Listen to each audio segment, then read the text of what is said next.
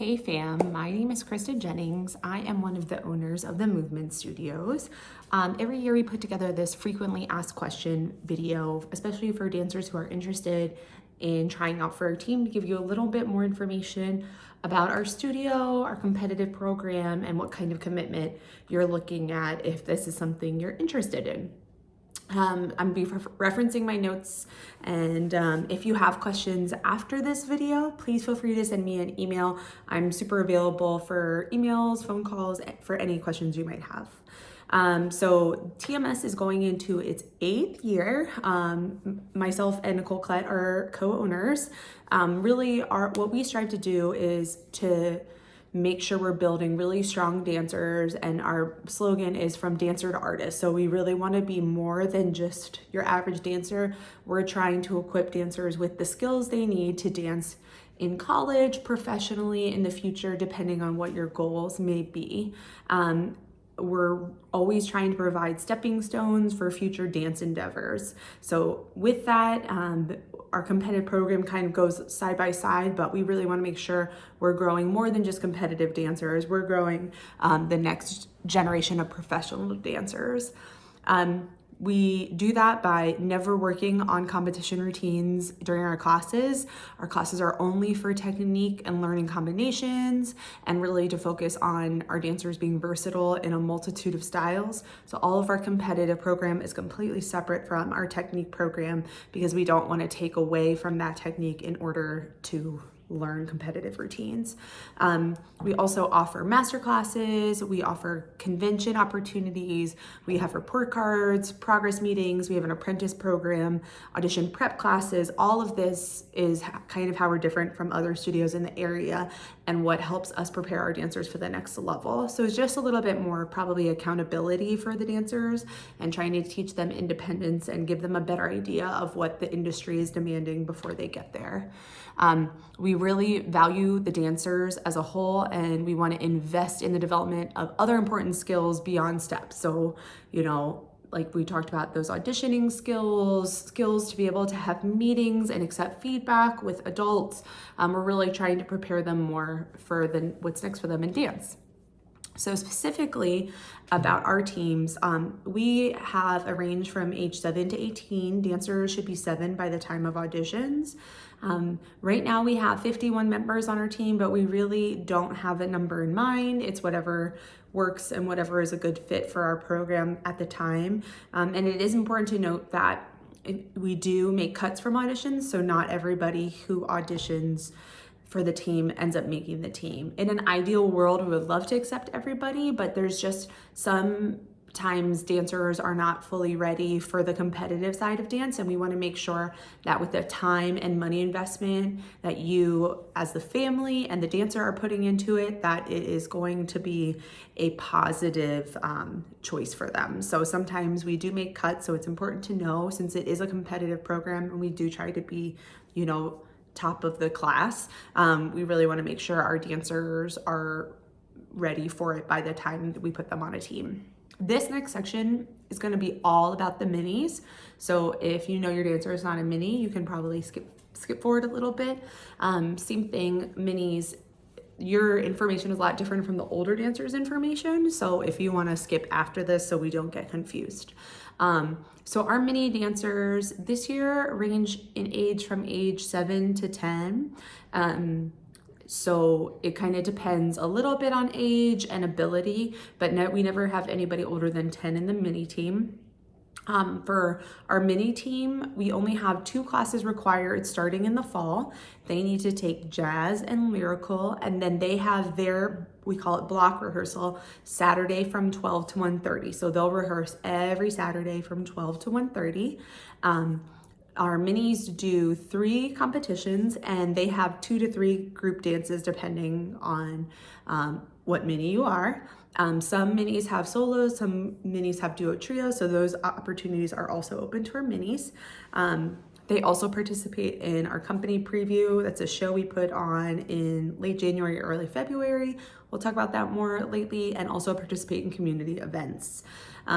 So this is kind of like the lowest commitment is our mini team. There are no summer classes required, but this year we are requiring our minis to participate in our industry intensive. So they will do a shorter day. They'll only be taking 1 hour a day, but they'll still be participating in that. I'll talk about the intensive a little bit more later. Auditions for everybody are July 9th, but specifically if you're a mini, they will be starting at 1 o'clock, probably letting out around 2 for ages 9 and under. So that age is going to be your competition birthday. So that will be your age January 1st of 2024. I can't believe we're talking about 2024. That's crazy. But that will be the age at which you audition. So anybody who is 10 and up will audition with the later group of auditions. Just because you audition with the older groups doesn't necessarily mean that you'll be placed on the older groups. You can still be 10 and audition with the older groups and be placed on the minis.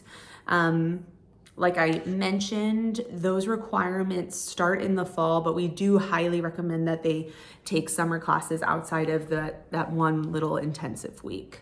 And then this next section is more about industry and movement company. So again, if you had a little one, you can skip forward from this part. So movement company fall requirements are a ballet class, a jazz, a contemporary, and a strength and stretch, and then the block as well. Those are the same for movement over the summer. Those do not change. Industry has a little bit different over the summer. Over the summer, they're only required to take 1 ballet class.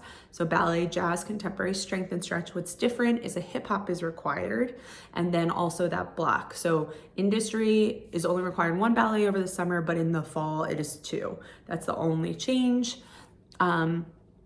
Movement company attends 3 competitions every year, as well as a convention. We attend a convention all together. And industry company this year has done 3 competitions and will do 2 conventions.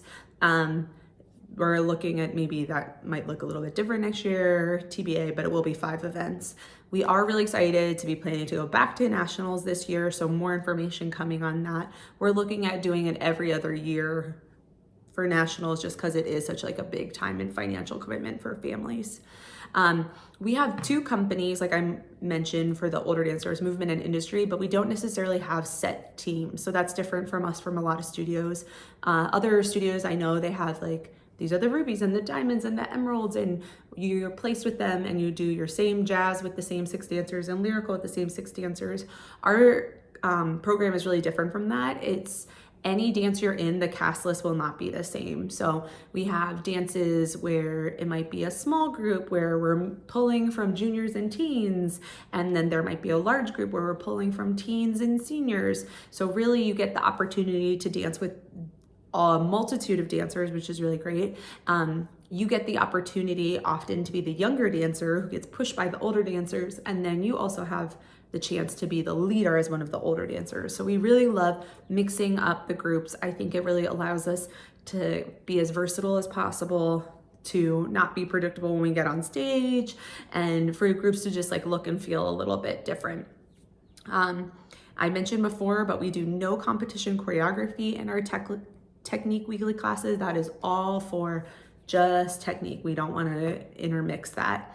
As I mentioned, both these teams have summer classes required. From July 10th through August 10th, we have a 5-week summer session where we require dancers to take classes. We require dancers to be there 4 out of the 5 weeks. We understand like you guys have summer plans, but we do need dancers to be there 4 out of 5 weeks. And if you have like an extended vacation, email me and we can come up with a different plan. Often, you know, if you're gonna be gone for 2 weeks, we pack in more classes during those 3 weeks so we can still get the same hourly classes that you agreed to. It is really important for us to note that we start our choreography over the summer for our movement and industry. So the auditions are July 9th and we start in block that week. So in block that week, I think is the 12th. That's the first Wednesday we would start some group choreography, and then that weekend we would start like full Saturday, Sunday choreography, which is a little crazy, but we can't wait. Also important that both these groups, movement and industry, are required to take our industry intensive, which is August 15th through 17th.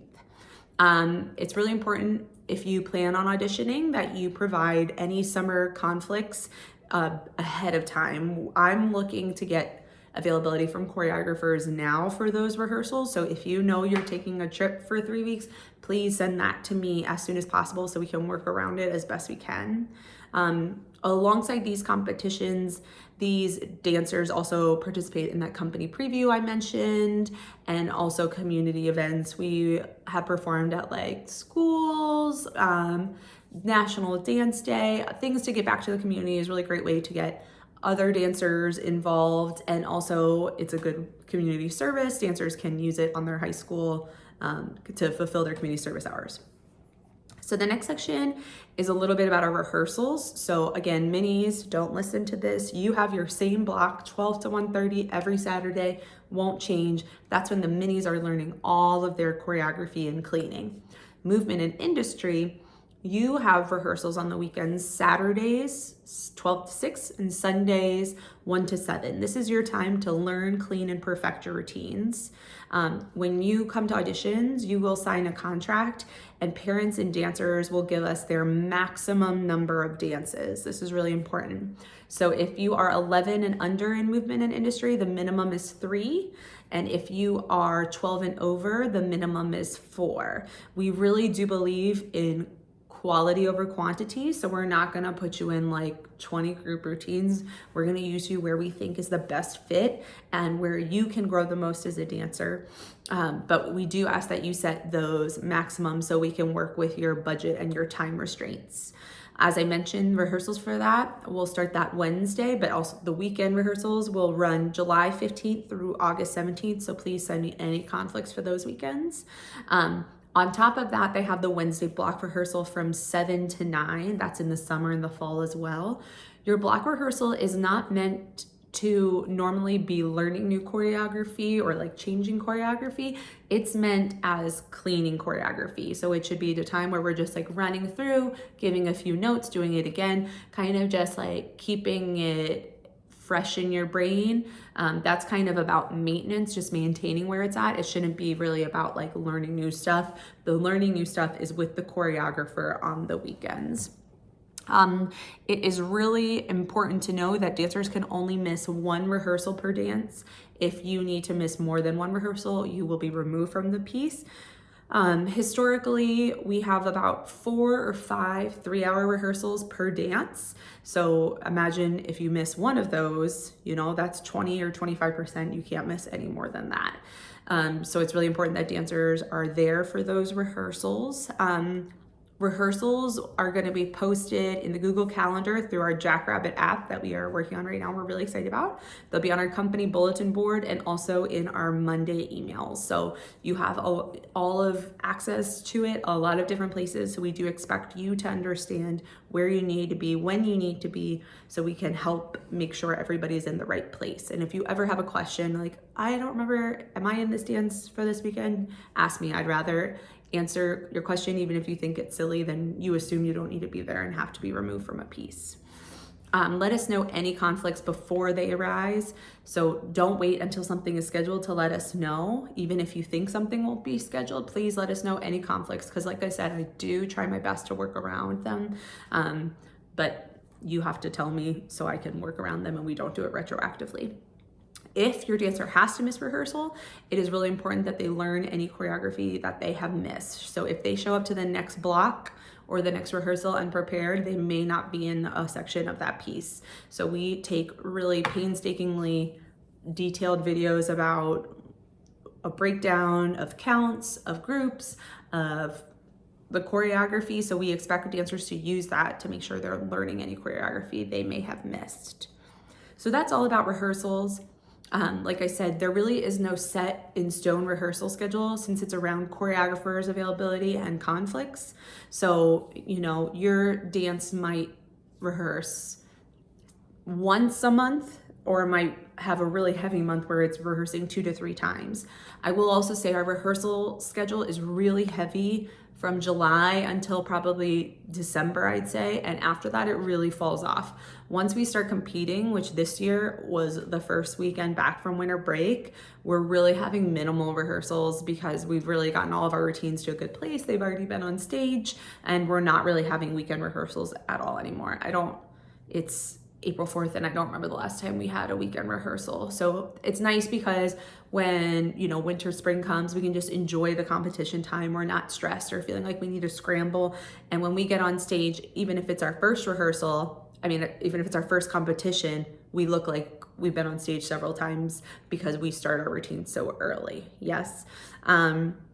It's also important to know that every year we're doing brand new routines. We are not repeating any routines.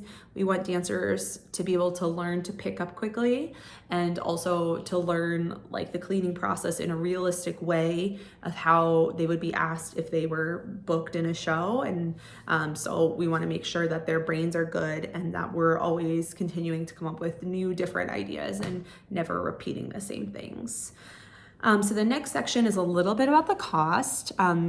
Tuition really depends on how many hours you're taking. All of our rates are on our website. We try to be very transparent about what everything is going to cost you. We have a block fee, and that covers all of your rehearsals. It covers your Wednesday block and it covers your weekend time. So that for movement and industry is $85 a month, but over the summer it's $100 because it's for the 5 weeks. And then minis, yours is $50 a month just because you have less routines, less rehearsals. So that does run all the way from September until it's gonna run through June this year because of nationals. So it does run along with your tuition. The other competition specific fees are a rental fee. So if you are chosen for a solo duet trio, you pay a one-time studio rental fee. That's $150 per routine. So if you have a solo, you pay the full $150. If you're in a trio, it would be $50 each dancer. You get it for duets. That's just one time. And then as I mentioned, we have our industry intensive. It will be 3 days. So it will be $240 for movement and industry dancers and $80 for our minis since they have a consolidated schedule. If you are cast in a solo duet trio, you pay your choreographer directly. When you're placed with your choreographer, they'll give you more information about how they would like those payments made, and everyone kind of has a different rate. So you'll hear from them on that. And then also competition fees. So on average, I'd say a solo is like $120, a group is like a little over $50. Duet trios tend to be like $55-ish a dancer. Again, every competition is a little bit different in what they charge. So you'll see on our billing spreadsheet once the year begins that your fees will look a little bit different because we do charge you what it actually costs. Also for that convention, if you're in movement or industry, I'd say the average convention fee is like $275-ish. And movement, you'll pay that once. Industry, you'll pay that more than once based on how many we attend. There's also costume costs. That really depends on the dance, but I'd say our average is like $70, $80 a costume. We really don't do anything super glitzy, but we try to keep the cost down a little bit there. We found that a lot of times we're standing there in first overall and maybe the person in fifth paid $300 for a custom costume with $1 million gross of stone, but I don't think it's really necessary when the technique and the choreography is there. And then we also have required team merch. So that is our black bomber jackets, our blue jerseys, dancers, minis, we only require to do the blue jerseys because we know you guys are growing so fast. We don't want you to buy 1 million of those jackets. But our older dancers, we do have the black jackets as well. And then everybody's required to have a blue tie-dye, the Movement Studios shirt that we use a lot for community performances. Our competition fees are charged on the 15th of the month, and those are split through, they normally start August and then go through like January. So you're always charged on the 1st for your tuition, which is like just your technique classes. And then the 15th would be when you're charged for like those rental fees one month, and the next month might be your costume fees, and then we get into comp 1, 2, 3, 4, 5 nationals on the 15th of every month. We try to do that so you can budget, so it's a little bit every month as opposed to like a huge lump sum all at once. It's also important to note that for any hard costs, so those hard costs would be competition fees, costume fees, we require you to pay us via check, or it incurs a 5% credit card processing fee. Just because we do charge you all those at cost, we can't be losing money on the processing fees, which are kind of crazy. So if you want to avoid those processing fees, please bring us in a check ahead of when it's due. If not, we'll process your card on file with the 5%. As far as competitions, conventions go, we tend to stay pretty local, especially for competitions. This year, we are going to Fredericksburg twice and Woodbridge once. We really like to give you the option to not have to get a hotel every single time. And so many of them come so local, we don't really travel very far. For conventions, we do tend to have to go a little bit further because it's a little more niche. So historically, we've gone to Norfolk, Baltimore, DC, so a little bit more travel associated with that. Conventions, for those of you who haven't done them, they're kind of like a traveling masterclass workshop with some of the country's best, most elite teachers and choreographers. Historically, we've done DMI, Velocity, Intrigue, Hollywood Vibe, Ash, and also dancers are welcome to attend them optionally on their own. We're happy to register them. It's a really good time to network with choreographers, get more technique, get to know other dancers in the community. There's opportunities for scholarships. We do think they get a little bit more out of these weekends than competition only. It is important to note that those convention ones tend to be all day Friday. So they tend to have a start like Friday, 7 a.m. So you can pretty much count on a day off of school and a day off of work for those. They are also really great because every one of them has an audition that goes with them. And we think those audition skills are really great to learn. And the more and more you can do it, the better you're gonna get at auditioning. Next section is about solo duet trios. These are by request. Again, with that contract you'll turn in with your audition, you will request if you are interested in doing one of those. That doesn't mean you're going to get it. The directors, myself and Nicole Klett, will decide who gets a solo duet trio. You don't get to decide the style, the music, the costume. Those are all artistic choices made by our staff. You also don't get to pick your duet trio partner. We've been doing this a really long time and we do a really good job mixing the right dancer with the right choreographer where we think everyone is going to be successful. So trust us, we got it. And you'll receive email from the choreographer if you're selected for scheduling. So every choreographer does it a little bit different. I know if you're selected for a solo duet trio with me, you would get a link to my Sign Up Genius where you can sign up. Then there that would have more details about how much every private costs, how much I would like you to schedule, etc. So that you'll get more information if you're selected. It's really important that you know if you are committing to doing a solo duet trio, you must be running your solo twice a month. Each time has to be 30 minutes and at least one of those times needs to be with a choreographer. One of the other times can be on your own.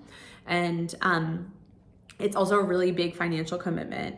You have the rental fee, you have the competition fee, and then every private lesson, you have to pay the choreographer their rate. So know that upfront, it's a big financial commitment and it's not for everybody. So like I said, we are selective about who receives the one, and sometimes it is a conversation that needs to be had too in your family about, do we want to commit to this much financially and from a time standpoint? Okay, this last section is all about our actual audition. So as I mentioned, this is for ages 7 to 18. July 9th is our audition. That is the only audition we're having. We won't be holding a second audition. We will accept video auditions up until July 8th. If you need to set up a video audition, you can email Nicole and she'll let you know what all the requirements are and where to send it. But it is really important to know that it is so much more preferred to do an in-person audition. If we're getting you on video, we're always going to err on the side of caution. and put you where we know you can be successful. But in person, if we need to see you again, we can see you with different groups. We can mix it up and give us a better idea of how your dancer looks doing our choreography, how they mix in with our group of dancers, so we can make sure they're placed accordingly. The auditions for ages 10 and up will be 2 to 7. For ages 9 and under will be 1 to 2. If you are a mini, you will just probably do a jazz audition, but if you are 10 and up, you'll be looking at doing contemporary jazz, hip hop, and tap if you do tap and you want to audition to be in a tap routine. So even if you've never taken hip hop before, if you're 10 and up, we need you to audition hip hop. And if you are planning to compete tap and you also are taking tap as a technique class, then you can audition tap. We are doing our regular audition, so that means the dancers will be learning the choreography in person and then asking to show the choreography in that moment, normally groups of about 4 to 6, I would say. It's really important that dancers wear something to make them stand out, that makes them versatile in all styles. Hair should be pulled up and professional, light makeup. We will be taking photos of the dancers to make sure they look photo ready. Dancers should prepare by stretching at home, taking as many classes as possible. Dancers do have to re-audition every year. It's not guaranteed that you will make it the team again as a returning member. And as I mentioned before, just the more and more you get to audition, the better you are at that audition process. So we like to expose our dancers to serious auditions as much as possible. New dancers, if you are not a current student at TeaMS, we really request that you schedule a trial class before the end of May so we can do a placement for your levels. We can also accept video for placements for technique levels. It's really important because our summer classes do fill up and they are required for company dancers, that if you know you're auditioning for us, you set up a placement ahead of time so we can let you know what level you should be in so you don't get locked out of required classes. If you are not able to fit into your required classes over the summer because you come late, then often we have to have you take the level below. We never promote people because the class is full. We'll have them take the level below. So you can send any of those questions about placement or scheduling a trial to me. We're also holding an open class on Wednesday, May 10th. That's a really good place to be used for placement. It's free to outside dancers, so feel free to come, email me so we know you're coming and can start your trial paperwork so we know who we're looking at for what levels. So that class will be, I think we'll have 2 classes, so just email me if you want more information about the May 10th open classes.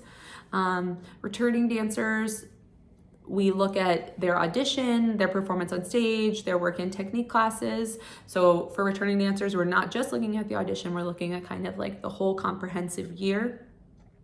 If you are coming to our auditions, our assumption is that the dancer wants to commit to our team and will be cast in pieces. We put results on our website that Monday, and cast lists will be emailed and posted in the app that I mentioned, and then we start rehearsal very quickly. So if you are not sure if it's something you will commit to, I would say probably please don't audition, because we don't want to cast you in piece and bank on this piece being a large group and then you decide you're not coming and then we're kind of in a mess. So please make sure if you're auditioning that your intention is to compete with us that year. We are holding an audition prep class July 6th from 7 to 8:45. This is free. It's a mock audition, so we'll teach you an audition compo. You'll get to talk with myself and Nicole and some alumni about audition tips, and it's an opportunity to ask questions about what the audition will be like, expectations, everything like that. Every dancer must pre-register for the audition, so you can find the link on our website with more information about auditions, and we need to just have all that information so we know how old you are, we know all of your contact information before auditions, and then if you have any questions, you can email me or we can find a time to set up a call to get more information about our team, but we always like to make this frequently asked questions video because we know we do things a lot different than a lot of studios, and we want to make sure everybody knows what kind of commitment they're going to be making and can do the research, get the information before auditions. So I think that's it. My email is on the website, and we are really excited to grow our team again. I think we're having our most successful year we've had. I feel like we say that every year. It's really awesome to continue growing and, you know, putting more and more dancers into working roles in the community. So we hope you audition, and hopefully we'll see you in July.